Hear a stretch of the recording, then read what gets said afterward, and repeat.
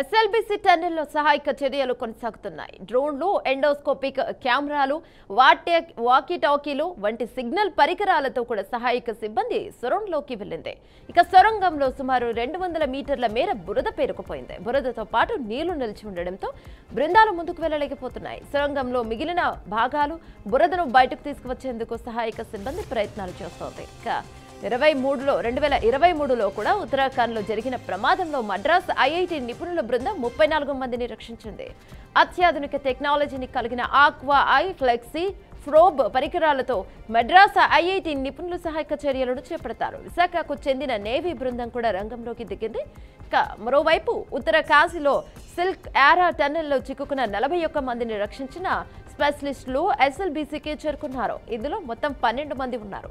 వీరిని rack miners అని పిలుస్తారు. ఇందులో 6 ఎస్ఎల్బీసీకి చేరుకున్నారు.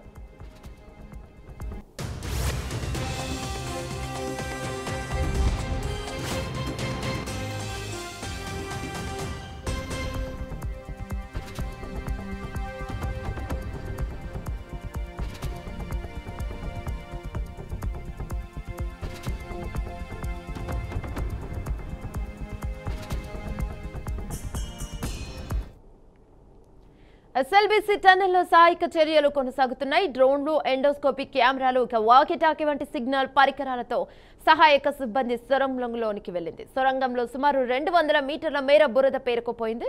బురదతో పాటు నీళ్లు నిలిచి ఉండడంతో బృందాలు ముందుకు వెళ్లలేకపోతున్నాయి. సొరంగంలో విరిగిన భాగాలు బురదలను బయటకు తీసుకువచ్చేందుకు సహాయక సిబ్బంది ప్రయత్నాలు చేస్తోంది. రైట్, ఇక ఇదే అంశంపై మరింత సమాచారం మా ప్రతినిధి శ్రీనివాస్ అందిస్తారు. రైట్ శ్రీనివాస్, చెప్పండి.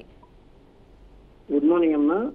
తెలంగాణలోని గత 4 రోజులుగా శ్రీశైలం సొరంగ మార్గంలో ఇరుక్కపోయినటువంటి 8 మంది కార్మికులని రక్షించడానికి పూర్తి స్థాయిలో తెలంగాణ ప్రభుత్వంతో పాటు కేంద్ర బలగాలు కూడా నేషనల్ డిఫెన్స్ అకాడమీకి సంబంధించిన ఆర్మీ వాళ్ళు కూడా రంగప్రవేశం చేశారు. దీనికి సంబంధించి ఇక్కడ ఉన్నటువంటి సాంకేతిక లోపాలకు సంబంధించినటువంటి సొరంగ మార్గంలో జరిగినటువంటి 14 కిలోమీటర్ల దగ్గర ఉన్నటువంటి రిస్క్ టీము పూర్తి స్థాయిలోని దాన్ని అధ్యయనం చేస్తూ ఒక్కసారిగా పూర్తిగా రాష్ట్ర స్థాయిలో ఉన్నటువంటి ఇరిగేషన్ అధికారులతో పాటు కేంద్రంలో ఉన్నటువంటి నేషనల్ నావీ సంబంధించినటువంటి బెటాలియన్ సంబంధించిన నావీ అధికారులు కూడా రంగప్రవేశం చేశారు. దీనికి సంబంధించి పూర్తి దానికి సంబంధించినటువంటి 14 కిలోమీటర్స్ దగ్గర ఉన్నటువంటి ఎక్విప్మెంట్స్ ఏముంది, దీనికి సంబంధించినటువంటి ఎక్విప్మెంట్ ఎందుకు అక్కడ పరికరాలు పనిచేయకుండా పోయినాయి, దీనికి సంబంధించిన వాటర్ పంపింగ్ ఎంత చేయాల్సి ఉండే, దానికి వచ్చినటువంటి వాటర్ గ్రౌండ్ లో ఎంత ఎక్కువ ఫ్లో వస్తుందనే దాని మీద అధ్యయనం చేస్తున్నారు. ఇప్పటికీ అక్కడ ఉన్నటువంటి కొంతమంది ఎవరైతే ఆఫీసర్స్ ఉంటారో అవుట్ సైడ్ లో ఉన్నటువంటి ఇందులో కొంత సెల్ టవర్ పనిచేస్తుందనేది గతంలో కూడా చెప్పుకుంటూ వచ్చారు. ఇప్పుడు ఆ సెల్ టవర్ పనిచేసిన గతంలో 3 రోజుల క్రితమే ఆక్సిజన్ కూడా అక్కడ పంపడం జరిగింది. ఈ ఆక్సిజన్ తో అక్కడ వాళ్ళు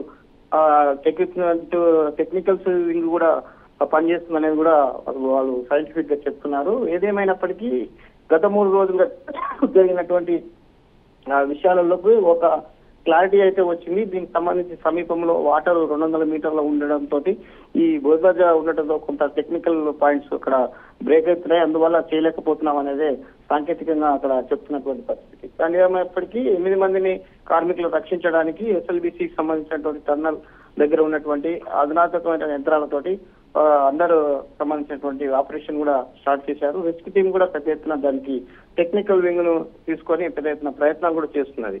యమున. Thank you Srinivas.